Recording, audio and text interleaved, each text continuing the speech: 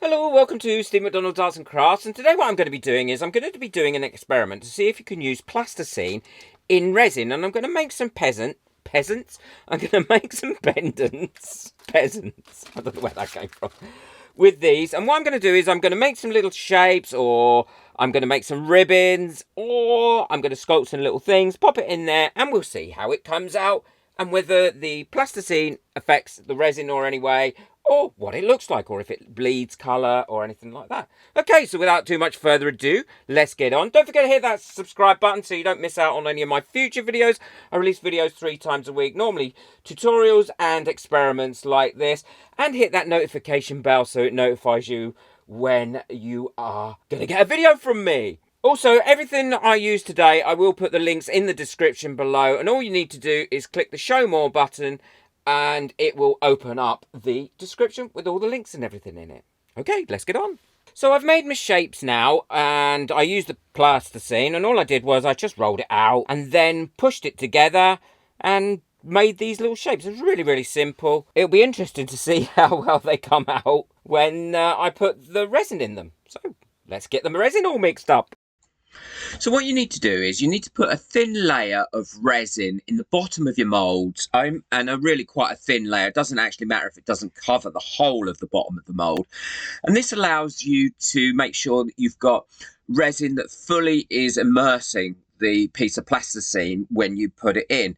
And it also stops the plasticine itself, which can be a little bit sticky, from sticking to the silicone mold and being exposed when it's finished. Make sure you go over it with a lighter, get rid of any bubbles at this stage as well, because the last thing you want is bubbles being trapped there when you put your pieces in. Pop your pieces in, give them a little wiggle woggle around just to ensure that they're fully covered and there's no bubbles underneath the actual piece, and make sure that you push it down, but don't push it down too hard, because you don't want to mess up the shape of your plasticine, and also you don't want to displace and stick your plasticine down to your silicone mold.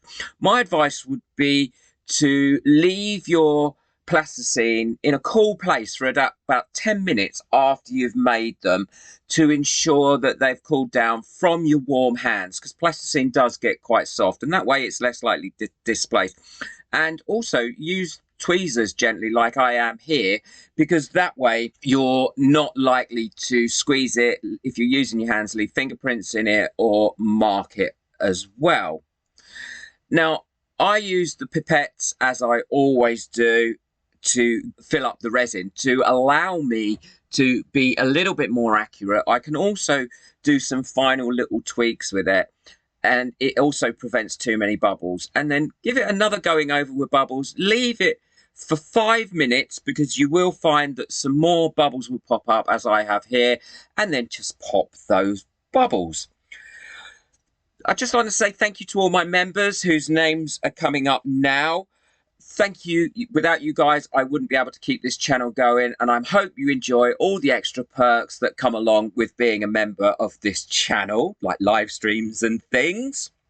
Check out the Buy Me a Coffee link. I'm saving for a 3D printer at the moment, so I can make things to put into resin and different bits and pieces. So if you want to buy me a coffee, check out the link in the description. I'm now doing a final top up of anywhere that I feel needs a little bit more resin, where you've popped bubbles and it's kind of giving you a little bit more space. And then what I'll do is I'll cover these up, leave them to cure for about 18 to 24 hours. These have all cured now, the bits with the plasticine in, and it's going to be really interesting to find out how these have turned out. Now, they look like they've cured up all right, and yeah, they have. They seem to be quite hard and firm. Quickly demold these. I love these little individual pendant molds. I think they're so much easier and nicer to use than the ones that come like with several on a block, because you can just choose them, and then you only have to really clean or wash the ones that you've used, and you're not over damaging your molds. I will link them in the description so you can find them easily. I think they've come out really well. It was ever so easy to do. It's given some great effects and some nice finishes, really. Now you could dome these or do whatever you want with them. So I'm going to put these on some necklaces and I'll show you how I quickly do that and turn them into some little necklaces or some earrings. So I'm all ready now to make up my jewellery, and it's really quite easy to do. I have decided that the round ones I am going to make into earrings. And it's really easy to do. Now I'm going to put these on some quite large jump rings, and I've made these jump rings myself, but you can buy them, and I will link some larger jump rings for you to get hold of in the description below. So there we go. So that's all you need to do there. And then you just take a back like so. You can either make these or get your own. Open that up. Pop that in there. Close it up. And there you've got an earring. I think that earring has come out really quite nice. And you can make two the same, or you can do two different ones. But what I have found is the Plasticine works really, really well. Now, regarding I love this one. I don't know why. This was just my loose bits that I had left over. Now, these pendants, I am just using these push bails or pinch bails into them. And they work really, really well. Just push them together and you've got a nice finished piece there. And then you just slot your chain or whatever you want to use through there. And then you've got it on a chain. Like so. I just love that one. I don't know why, what it is about that one. If anyone else likes that one, let me know in the comments what it is you think you like about it.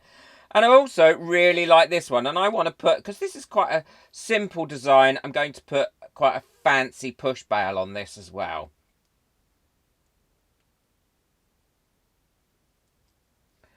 Like that. And I think that deserves a yellow chain. So again, really simple to make up. Don't take long at all. And what you've got is, you've got some great jewellery. So Plasticine, I will definitely be using it again in my jewellery pieces, because I love the effect and it's so cheap to buy and it's so easy to mould, even if you've got no experience of moulding or doing anything with Plasticine or modelling clay or anything. I think it's come out really, really well. Let me know in the comments what you think or how you would use this. Don't forget, hit that subscribe button and the notification, and please hit the like button because it really does help me get my videos out there. Check out the video that's coming up next on how to make jewellery for beginners. There's lots of tips and tricks in there, full of different things on helping you and the tools and things that you'll need. Really useful video. I look forward to seeing you in that video. Take care. Enjoy your resin. Bye.